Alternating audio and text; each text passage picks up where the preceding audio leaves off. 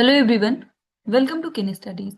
आज है 5 दिसंबर और आज के करंट अफेयर सेशन में हम जिन टॉपिक्स को कवर करेंगे वो टॉपिक्स हैं यूनेस्को। देन हम देखेंगे हाल ही में चर्चा में रहा इंदिरा गांधी इंटरनेशनल एयरपोर्ट के बारे में। साथ ही हम देखेंगे नेचुरल हाइड्रोजन के बारे में। देन इंडियन स्टॉक मार्केट के बारे में देखेंगे, उसके हिस्ट्री और वर्तमान समय में ये कैसे काम कर रहा है। इसके साथ ही हम देखेंगे हाल ही में चर्चा में रही लेक वीवा के बारे में। और लास्ट में हम देखेंगे first blind women's T20 world cup 2025 के बारे में। तो शुरू करते हैं। आज का फर्स्ट क्वेश्चन है,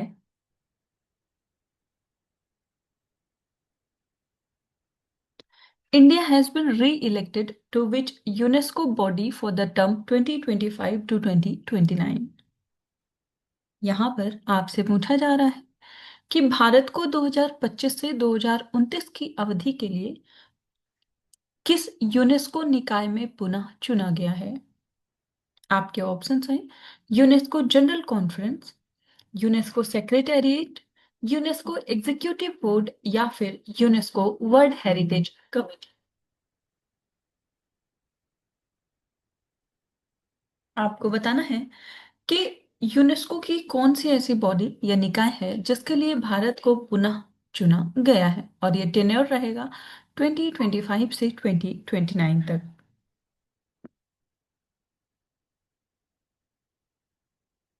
और इस क्वेश्चन में आपका करेक्ट ऑप्शन हो जाएगा ऑप्शन सी। सो इंडिया को चुना गया है यूनेस्को एग्जीक्यूटिव बोर्ड का मेंबर। आप देख सकते हैं India has been re-elected to the UNESCO Executive Board for the 2025 to 29 term, reaffirming global confidence in India's role in education, culture, science and communication. So UNESCO का जो executive board है, it is one of the three constitutional organs of the UNESCO and it guides the organisations strategic direction. So it supervises the implementation of decisions taken by the General Conference and prepares the program and budget. So ये जो executive board है, it has 58 member states responsible for ensuring that UNESCO's global mandates translate into actionable outcomes. And India's re-election strengthens its influence on global education policy, cultural preservation, digital inclusion and the scientific collaboration. इसके साथ ही UNESCO की बात करें जिसका full form है United Nations Educational Scientific and Cultural Organization और ये एक स्पेशलाइज्ड एजेंसी है यूनाइटेड नेशंस की which seeks to build peace through international cooperation in education, science and culture. So UNESCO का जो हेडक्वार्टर है वो है पेरिस में और वर्तमान समय में इसकी 193 मेंबर कंट्रीज हैं, साथ ही 11 एसोसिएट मेंबर्स भी हैं। सो यहाँ पे इंपॉर्टेंट ये हो जाता है जानना कि तीन ऐसे यूनेस्को मेंबर स्टेट्स हैं जो कि यूएन के मेंबर नहीं हैं, वो है cook island, new and Palestine. इसके साथ ही तीन यूएन के ऐसे मेंबर्स हैं जो कि यूनेस्को के मेंबर नहीं हैं, आपने देखा होगा पिछले कुछ समय में वो चर्चा में भी रहे हैं। सो एक तो है इजराइल, यूनाइटेड स्टेट्स और थर्ड कंट्री है लिechtenstein।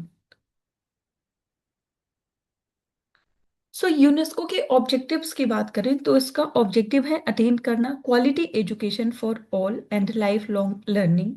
इसके साथ ही एड्रेस करना emerging social and ethical challenges and then it also focus on fostering cultural diversity, intercultural dialogue, and a culture of peace.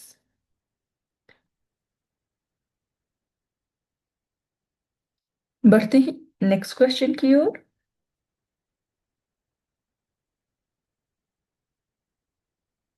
Which Indian airport has become the first in the country to achieve water positive status? यहाँ पर आपसे पूछा जा रहा है कौन सा भारतीय हवाई अड्डा है वाटर पॉजिटिव दर्जा जिसने प्राप्त किया है और ये प्राप्त करने वाला वो देश का पहला हवाई अड्डा बन गया है।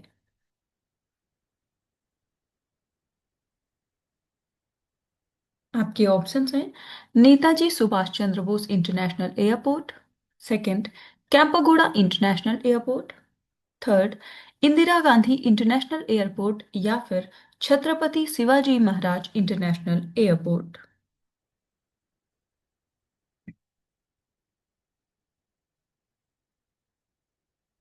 और इस क्वेश्चन में आपका करेक्ट ऑप्शन हो जाएगा ऑप्शन सी। सो भारत का पहला एयरपोर्ट जो है जिसको वाटर पॉजिटिव घोषित घोषित किया गया है वो है इंदिरा गांधी इंटरनेशनल एयरपोर्ट। आप देख सकते हैं। So, Indira Gandhi International Airport has become India's first airport to achieve water positive status with a capacity of more than 40 million passengers per annum. So, IGIA achieved the distinction of becoming the first Indian airport to generate more water than it consumes. The achievement aligns with the airport's long term vision of becoming a net zero airport, and the effort reflects responsible resource uses, enhanced resilience, and climate readiness. So, this initiative is led by the Delhi International Airport Limited, headed by CEO Videh Kumar Jaipure. सो आप ध्यान रखेंगे जो Indira Gandhi international airport है ये स्थित है नई दिल्ली में।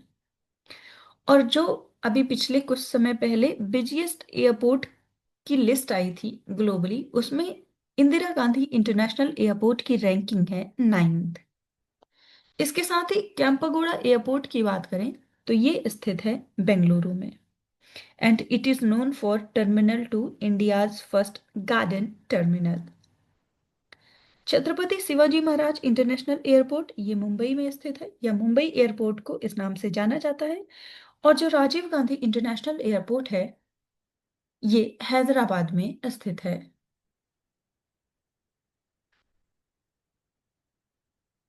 बढ़ते हैं नेक्स्ट क्वेश्चन की ओर।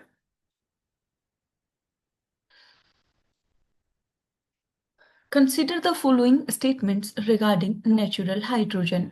सो यहाँ पर जो प्राकृतिक हाइड्रोजन है उससे संबंधित कुछ कथन दिए गए हैं जिन पर आपको विचार करना है। फर्स्ट स्टेटमेंट है it is considered a primary energy source because it is directly extracted from geological formations without requiring a manufacturing process like electrolysis. And second statement is the estimated production cost of natural hydrogen is significantly lower than that of green hydrogen produced via electrolysis using renewable energy. Then third statement is serpentinization, a key process for natural hydrogen generation, typically occurs in sedimentary basins rich in hydrocarbons. And fourth, natural hydrogen extraction always involves fracking techniques similar to those used for shale gas. सो यहाँ पर natural hydrogen से संबंधित 4 statements दिए गए हैं। आपको बताना है कि इनमें से कितने ऐसे स्टेटमेंट्स हैं जो कि इनकरेक्ट हैं।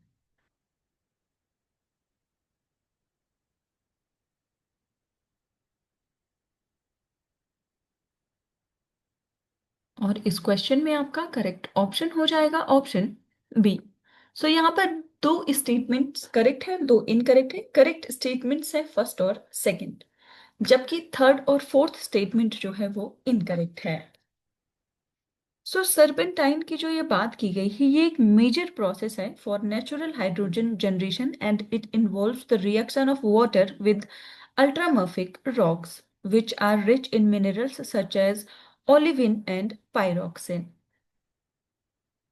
फोर्थ स्टेटमेंट की बात करें तो ये इनकरेक्ट है because the extraction of natural hydrogen involves drilling bore holes into identified underground hydrogen pockets and it is similar to the conventional gas drilling, not shale gas. आप देख सकते हैं। सो नेचुरल हाइड्रोजन को white या फिर gold hydrogen के नाम से भी जाना जाता है and it is free molecular hydrogen found naturally in underground deposits. सो इसको एक्सट्रैक्ट किया जाता है directly much like natural gas, making it a primary energy source unlike green और blue hydrogen which are energy carriers manufactured from other sources. So, current estimates suggest that natural hydrogen could potentially be produced at a cost as low as $1 per kg or even less. So, this is substantially cheaper than green hydrogen, which typically costs around $3 to $7 per kg, depending upon renewable and electricity prices and electrolyzers cost, and also cheaper than gray blue hydrogen derived from fossil fuels. सो आपने अभी एक term देखा जो कि है serpentine. सो ये जो सर्पेंटिनाइजेशन है, ये एक भूवैज्ञानिक प्रक्रिया है। इसमें अल्ट्रामेफिक जो चट्टानें होती हैं वो पानी के साथ अभिक्रिया करती हैं या रिएक्शन करती हैं, और ये करके एक नया खनिज मुख्यतः सर्पेंटाइन का निर्माण करती हैं या ये इसमें परिवर्तित हो जाती हैं।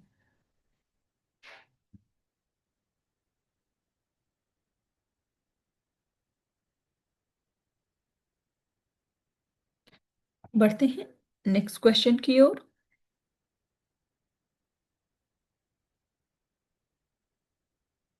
With reference to the Indian stock market history, consider the following statements. यहाँ पर जो भारतीय शेयर बाजार का इतिहास है उससे संबंधित कुछ कथन दिए गए हैं जिन पर आपको विचार करना है। फर्स्ट स्टेटमेंट है, the Bombay stock exchange was the first stock exchange in Asia to launch screen based trading system. And second, the S&P BSE Sensex comprises 50 large cap stocks, whereas the Nifty 50 comprises 30 large cap stocks.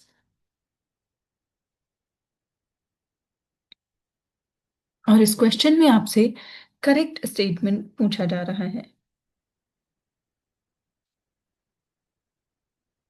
आपको बताना है Indian stock market की जो history है उससे संबंधित यहाँ पर कौन से ऐसे स्टेटमेंट्स हैं जो कि करेक्ट हैं।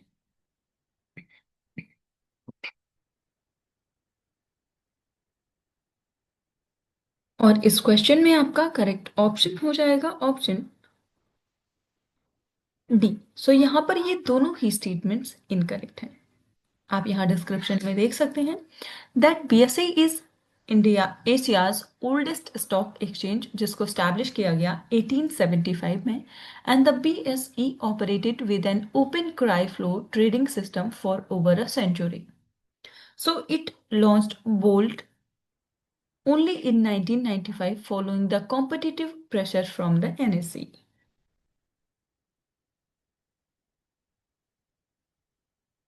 So the indices are swept in the statement and आपने देखा ही S&P BSE की बात करें तो ये जो ट्रैक करती है परफॉर्मेंस वो 30 लार्ज कैप स्टॉक्स का करती है। वहीं पे निफ्टी 50 की बात करें तो ये 50 जो लार्ज कैप स्टॉक्स हैं उनको ट्रैक करती है। तो आपने देखा कि स्टेटमेंट में इसको एक्सचेंज कर दिया गया था। साथ ही अगर ट्रेडिंग के हिस्ट्री की बात करें तो security trading in India goes back to the 18th century when the East India Company began trading in loan securities.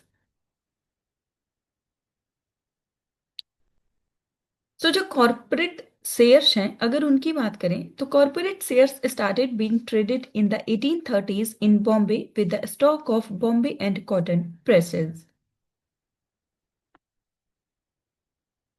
आपने देखा कि जो बीएसए है वो ओल्डेस्ट स्टॉक एक्सचेंज है एशिया का and was the first to be granted permanent recognition under the Securities Contract Regulation Act 1956.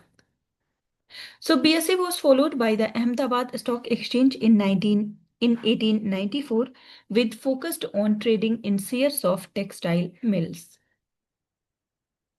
Then Calcutta Stock Exchange in 908 and then Madras Stock Exchange 1920.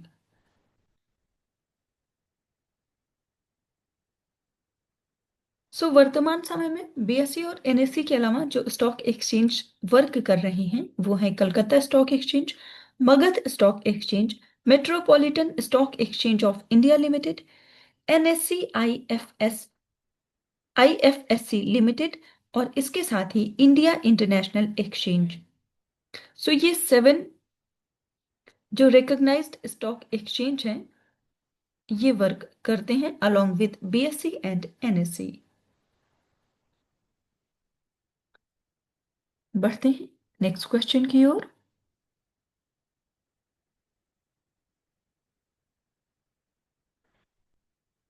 Lake Viva, that was recently seen in the news, is located in which country? यहां पर आपसे पूछा जा रहा है Viva झील जो कि हाल ही में समाचारों में रही है यह किस देश में स्थित है?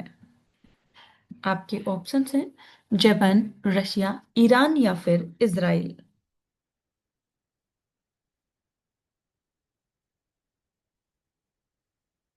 आपको बताना है कि लेक वीवा जो है वो किस देश में स्थित है। और इस क्वेश्चन में आपका करेक्ट ऑप्शन हो जाएगा ऑप्शन। ये स्थित है जापान में। आप देख सकते हैं researchers found a nearly intact ancient pottery vessel near Lake Viva in Shiga Prefecture dating back over 10,000 years, and it is Japan's largest freshwater lake on Honshu, about 64 kilometers long and 672 square kilometers in area.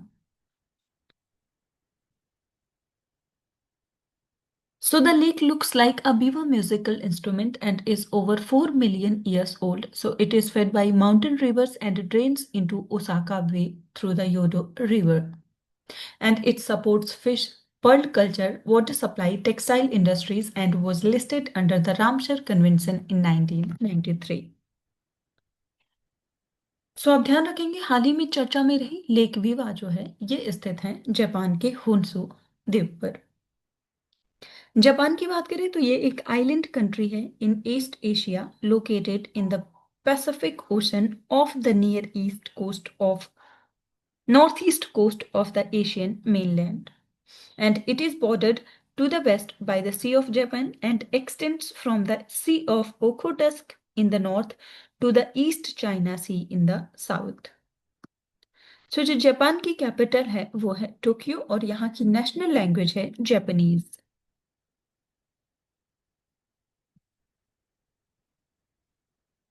बढ़ते हैं next question की ओर।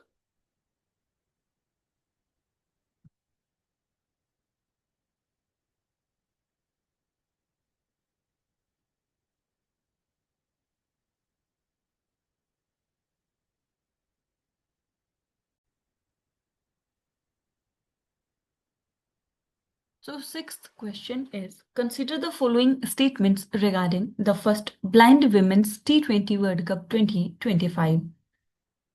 यहाँ पर जो प्रथम दृष्टिबाधित महिला T20 विश्व कप 2025 अभी हाल ही में संपन्न हुआ इससे संबंधित कुछ कथन दिए गए हैं जिन पर आपको विचार करना है। फर्स्ट स्टेटमेंट है it was hosted exclusively by India across 3 different states.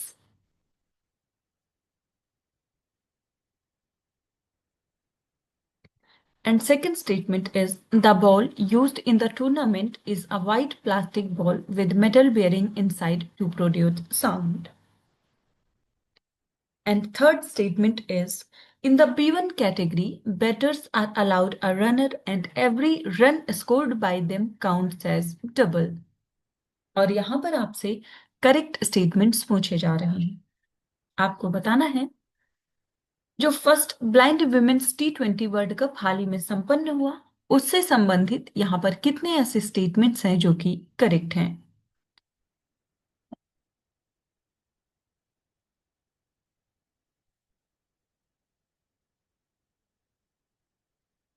और इस क्वेश्चन में आपका करेक्ट ऑप्शन हो जाएगा ऑप्शन बी। यहाँ पर 2 स्टेटमेंट्स करेक्ट हैं और वो है सेकंड और थर्ड स्टेटमेंट, जबकि फर्स्ट स्टेटमेंट यहाँ पर इनकरेक्ट है। क्योंकि ये इंडिया के 3 डिफरेंट स्टेट्स में आयोजित नहीं किया गया था। इसका आयोजन किया गया था इंडिया और श्रीलंका में। इंडिया की बात करें तो ये दिल्ली और बेंगलुरु में इसके जो मैचेस हैं वो कराए गए थे, और फाइनल्स का आयोजन हुआ था कोलंबो में। आगे आप देख सकते हैं, the tournament was co-hosted by India and Sri Lanka, while matches were played in Delhi and Bengaluru, and the final was held in Colombo. So, to accommodate visual impairment, the equipment is specialized, and the ball is a white plastic ball containing metal bearings that create a rattling sound, allowing players to track it audibly. So, the rules of blind cricket distinguish between categories. B1 players are fully blind, and to level the playing field, B1 batters are permitted to use a runner and to incentivize their contribution. So, every run they score off the bat is counted as double. आप ध्यान रखेंगे, जो first blind women's T20 world cup का आयोजन किया गया है, इसमें जो विनर कंट्री रही है वो रही है इंडिया।